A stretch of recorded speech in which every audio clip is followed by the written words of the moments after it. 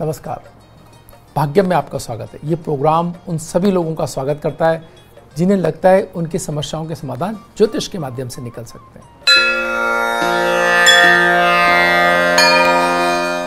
आज 6 जुलाई 2020 है। श्रावण मास चल रहा है, कृष्ण पक्ष है, तिथि प्रतिपदा है, वार सोमवार है, विक्रम संवत 2077 है और प्रमादी नाम का संवत्सर चल रहा है। शक संवत 1942 है। सूर्य दक्षिणायन में है। वर्षा ऋतु चल रही है। मुस्लिम तारीख 14 है। जिलकादी माह चल रहा है और हिजरी सन 1441 है। प्रतिपदा तिथि दिन में 9:23 तक और उसके उपरांत द्वितीय तिथि आरंभ हो जाएगी। नक्षत्र उत्तराषाढ़ा रात्रि में 11:12 तक, उसके उपरांत श्रवण नक्षत्र आरंभ हो जाएगा। योग वैदिति रात में 9:34 तक, उसके उपरांत विषकुंभ योग आरंभ हो जाएगा। करण कौलव दिन में 9:23 तक, उसके बाद तैतिल करण आरंभ हो जाएगा। सूर्योदय जयपुर में 5:42 पर और सूर्यास्त 7:20 पर हो रहा है।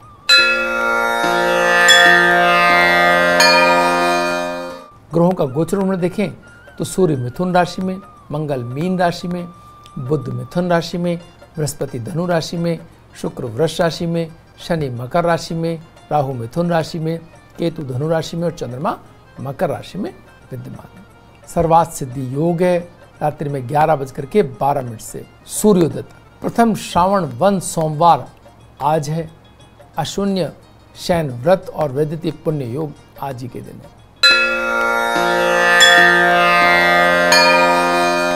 अमृत का चौघड़िया सूर्योदय से लेकर के 7:24 तक है और शुभ का चौघड़िया 9:07 से 10:49 तक है। चर का चौघड़िया 2:13 से 3:56 तक है और लाभ और अमृत के चौघड़िए 3:56 से सूर्यास्त तक है। राहु काल वेला दिन में 7:30 से 9 बजे तक। जो लोग राहु काल में शुभ कार्यों को नहीं करते हैं और उनके लिए टाला जाना भी संभव न हो तो प्रातःकालीन सूर्योदय के दर्शन करके कार्य प्रारंभ कर सकते हैं। इससे राहु काल के दुष्प्रभाव में कमी आएगी।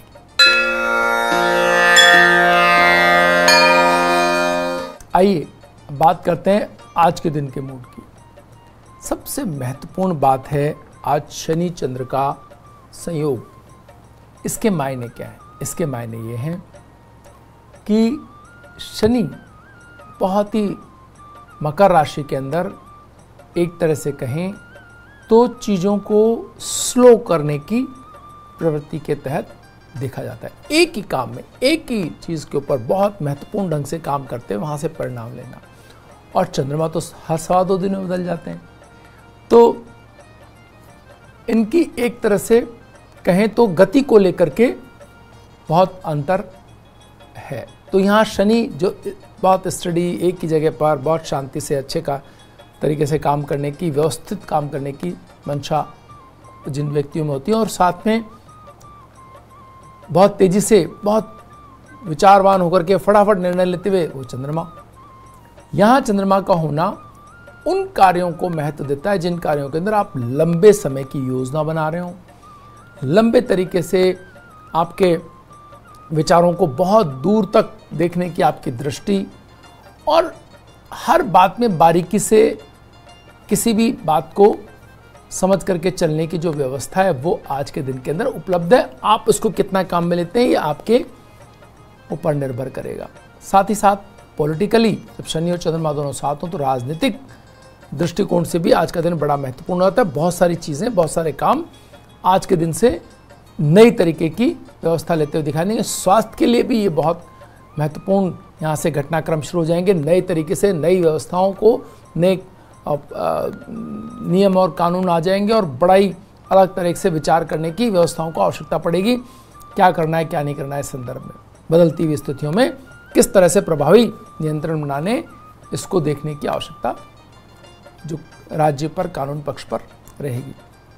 बृहस्पति और केतु का साथ बहुत सारी चीज़ों के अंदर नीतिगत फैसले लेने के लिए प्रेरित करता शासन को, या घर के अंदर है तो घर के परिवार के जो सीनियर लोग हैं वो वापस से कि भाई अब आप एक बार फिर बैठते हैं, चीज़ों को नए तरीके से सोचने की आवश्यकता है। अगले दिनों के अंदर ऐसा हो सकता है, वैसा हो सकता है, तो क्यों ना अपन किस तरह से निर्णय लें, इस पर बहुत सोचने की बात है। तो ये भी एक आज ही के दिन इसकी भी जरूरत पड़ सकती है, या आज के दिन मनों में आ सकता है तो अगले दिनों में ये क्रियान्वयन में आता हुआ दिखाई दे। तो ये भी एक बहुत महत्वपूर्ण बात है। लगातार सूर्य, राहु और बुध, केतु और इधर बृहस्पति आने से, बृहस्पति के संपर्क में आने से कहीं ना कहीं एक बहुत बड़ा द्वंद्व वापस से शुरू हो चुका है कि भाई चीजें ठीक की तरफ जानी चाहिए या किसी नकारात्मकता की तरफ। तो जो लोग इसको ठीक की तरफ लेना चाहते हैं वो भी पूरी शिद्दत से लगे हुए हैं कि इसको ठीक की तरफ लेके जाए, और जो लोग प्रकृति में जो नकारात्मक शक्तियां हैं वो भी पूरी तरह से अपनी ग्रिप छोड़ने के लिए तैयार नहीं। तो एक ऐसी जबरदस्त, एक तरह का कहना चाहिए, नकारात्मक शक्तियों और सकारात्मक शक्तियों के अंदर पूरा युद्ध जैसे कोई आपको देखने को मिले। और जब कहते हैं ना कि अब सोचो जल के अंदर युद्ध हो तो कैसा होता है कि पानी बहुत, जब जमीन पे युद्ध होता है तो मिट्टी बहुत नहीं उछलती है, आप युद्ध में आप ही पारंगत, लेकिन जल के अंदर जब ऐसा होता है तो बड़ा स्थितियां बहुत समझ नहीं आता कौन जीत रहा है, कहाँ क्या करना है। तो ऐसे ही चंद्रमा की स्थिति जलीय तत्व का ग्रह, और यहाँ शनि और ये सारी आसपास की स्थितियों में ऐसा समझ में नहीं आएगा कि कौन से किस तरह से व्यवहार करने से चीज़ें ठीक होंगी। तो बहुत समझने की आवश्यकता है। निर्णय लेते समय बड़ा फूंक फूंक के कदम रखते हुए, अपने कार्यों को करते हुए बड़ी संजीदगी से, कोई जल्दबाजी बिना किए, शांति से काम करके, बल्कि आज का दिन निकालने भर का दिन भी कहें तो कोई बड़ी बात नहीं होगी। कोई अगर बहुत ज़्यादा जल्दबाजी करता हुआ है तो उसे बहुत शांत तरीके से समझा के भैया बाद में बात करेंगे, जल्दबाजी में कुछ भी नहीं करेंगे। ये आज का दिन इस तरह की मनोवृत्ति को दर्शाने वाला दिन है। तो किसी प्रकार की जल्दबाजी को स्वीकार करने का दिन नहीं है, कोई भी जल्दबाजी में निर्णय लेने का दिन नहीं है। पिछले निर्णयों की समीक्षा करना और उनको ठीक तरीके से अपने कार्य योजनाओं में लाना, एप्लीकेबल करना, ये देखने का दिन है। वक्त तो चला एक छोटे से ब्रेक का, ब्रेक के बाद फिर हाजिर होंगे, बने रहिए। बाकी हम कई दिनों से, पिछले दिनों से कर रहे हैं रंगों के महत्व की, कैसे हम अपने आसपास रंगों को बदल करके जीवन में वांछित परिणाम किसी खास सेगमेंट में ला सकते हैं। आज इसी क्रम में हम बात कर रहे हैं बृहस्पति की, इनके रंग की, गोल्डन कलर या येलो कलर की। आप यकीन माने, अगर आपने कभी येलो कलर को अपने आसपास यूज़ किया है तो आप जानते हैं कि कितने कमाल का असरदायक ये रंग है। आप देखते हैं कि जब भी फ्रेंडशिप के लिए, जब न्यूट्रल सी बात हो तो येलो कलर के गुलाब दिए जाते हैं। बात इस बात की नहीं है कि कौन से गुलाब दिए जाएं तो क्या व्यवस्था हो, लेकिन इसके मायने ये हैं कि आप जब येलो कलर यूज करते हैं तो आप एक तरह से ये बताते हैं कि आपका विचार सात्विक है। आप जब येलो कलर की बात करते हैं तो आप बताते हैं कि आपके पास देने की क्षमता है। आप येलो कलर यूज करते हैं तो वो वातावरण बताता है कि यहाँ पर ऊर्जा सकारात्मक है। आप गोल्डन कलर यूज करते हैं तो आप बताते हैं कि यहाँ धन की कोई खिंचमतान नहीं है, यहाँ सहज रूप से धन है और उतना है जितने आवश्यकता है। तो ये बहुत महत्वपूर्ण तरीके से येलो कलर आपको संदेश देता है। अब बात करते हैं हम कि अगर अर्थव्यवस्था के अंदर, आपके ऑफिस के अंदर, आपके कार्य करने की स्थितियों के अंदर अगर गोल्डन या येलो कलर का आप उपयोग करते हैं तो आप उन लोगों को अपने से जोड़ते हैं जो ईमानदार हैं, जो कोई बहुत ज़्यादा दंत फंद करके पैसा नहीं कमा रहे हैं, बहुत मैनिपुलेशन जिनके पास नहीं है, वो लोग आपसे धीरे धीरे जुड़ने लगेंगे। आप भी अपने मन में धीरे धीरे करके इस भावना की तरफ जाएंगे कि पैसा कमाना है लेकिन सुरक्षित तरीके से, कोई भी बहुत ज़्यादा उथल पुथल नहीं करनी है। तो ये बहुत महत्वपूर्ण तरीके से आपके कार्यस्थल पर अगर गोल्डन कलर आता है तो, और धीरे धीरे धीरे धीरे अगर आप देखेंगे गोल्डन और येलो कलर आपके कार्य व्यवस्थाओं के अंदर कहीं समाहित हो रहा है तो एक तो बौद्धिक स्तर बढ़ जाएगा, आपका ज्ञान से धन कमाने की स्थिति बन जाएगी। दूसरा, आप ईमानदारी उसके अंदर शामिल हो जाएगी, कानूनों और व्यवस्थाओं की पालना की व्यवस्था आ जाएगी और अपने कार्यों को व्यवस्थित तरीके से करने के लिए कहीं ना कहीं आपका मन स्वतः ही उस तरफ बढ़ जाएगा। तो आर्थिक रूप से इस तरह रंग का उपयोग कर सकते हैं। साथ ही साथ शिक्षा के स्तर में तो अभूतपूर्व परिणाम देने वाला ये रंग है।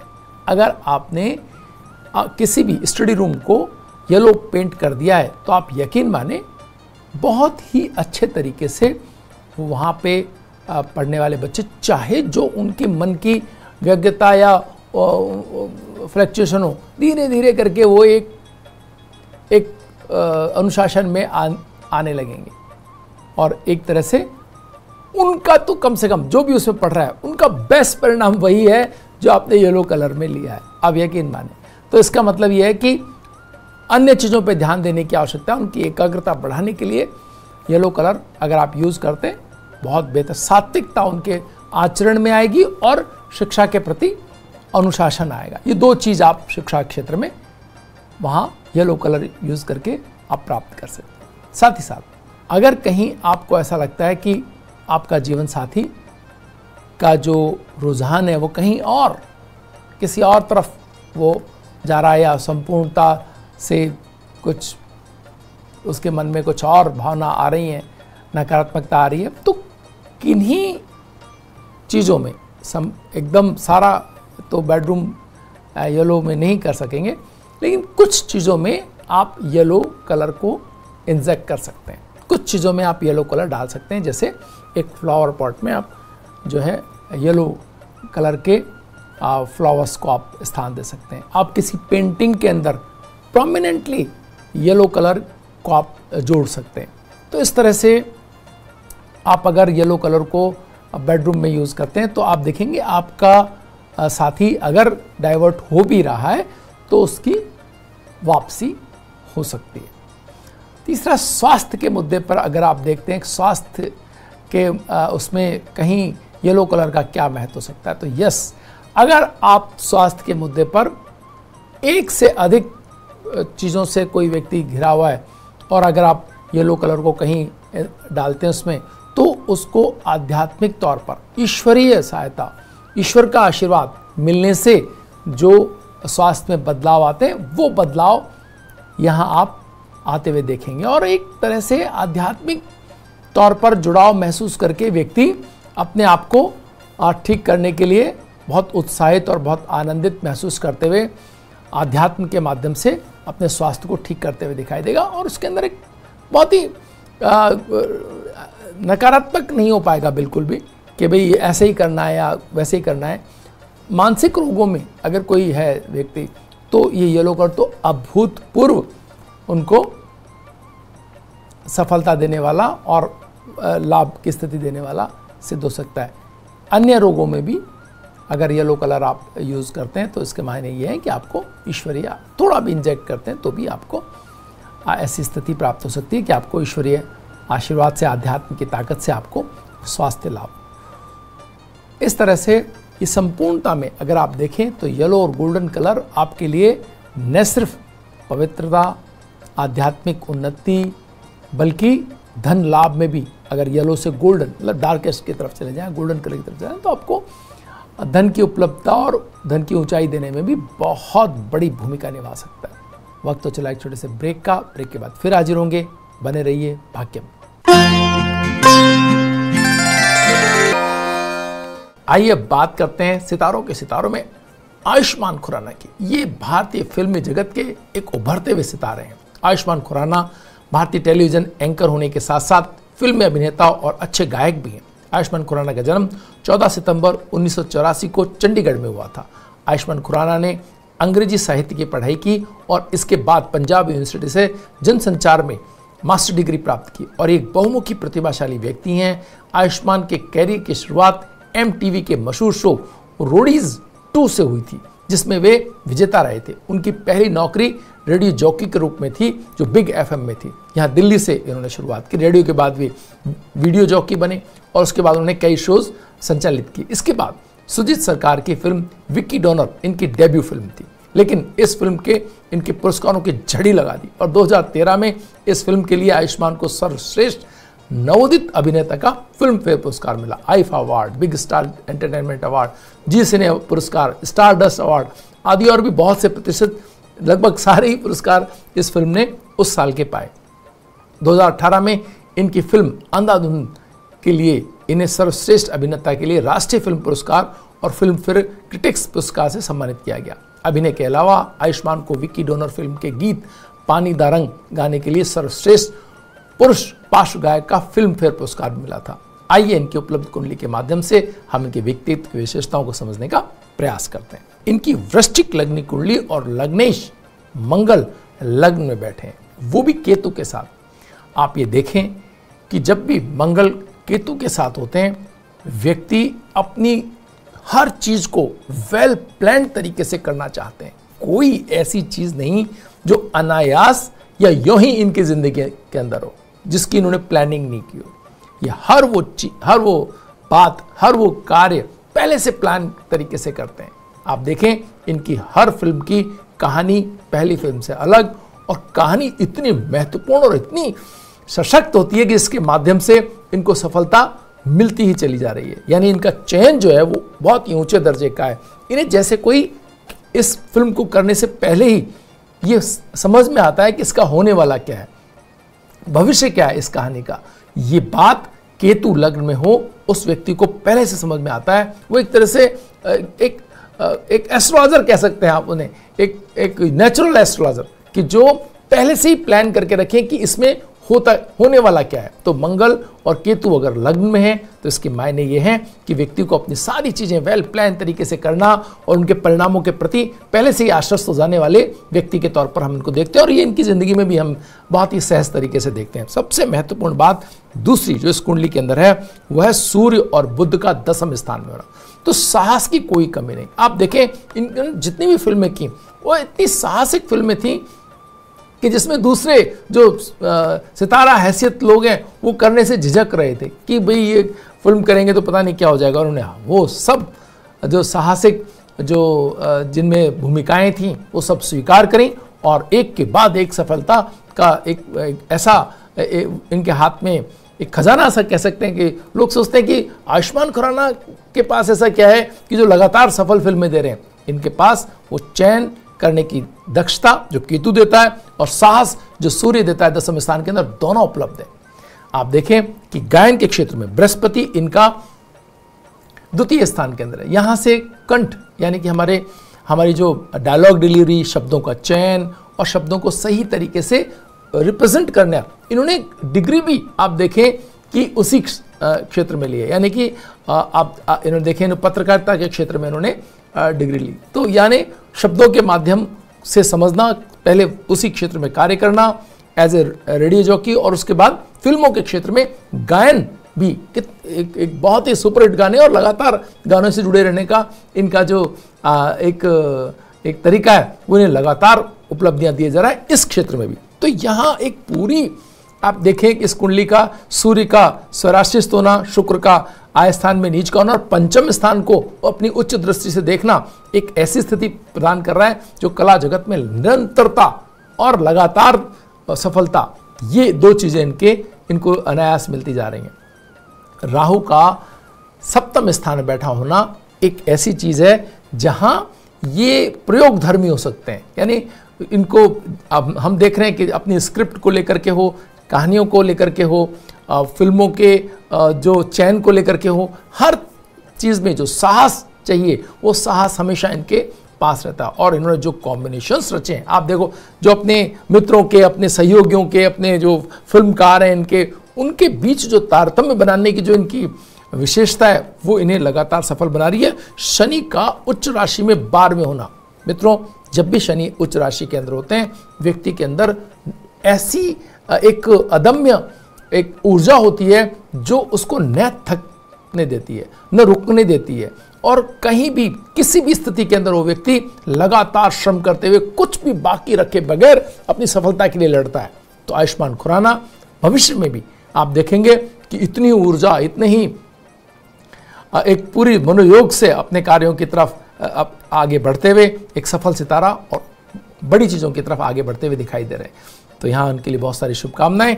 और इस कुंडली के माध्यम से जो ज्योतिष के जो शिक्षार्थी हैं, जो कला जगत में आना चाहते हैं, उन सभी के लिए ये जो सूर्य दशम स्थान में और शुक्र की दृष्टि पंचम पर, ये दो योग ऐसे हैं जो आपको लीक से हट करके चीजें करने, प्रयोग धर्मी होने और लीक से हट करके सफलताएं दिलाने में बड़ी भूमिका निभा सकते हैं।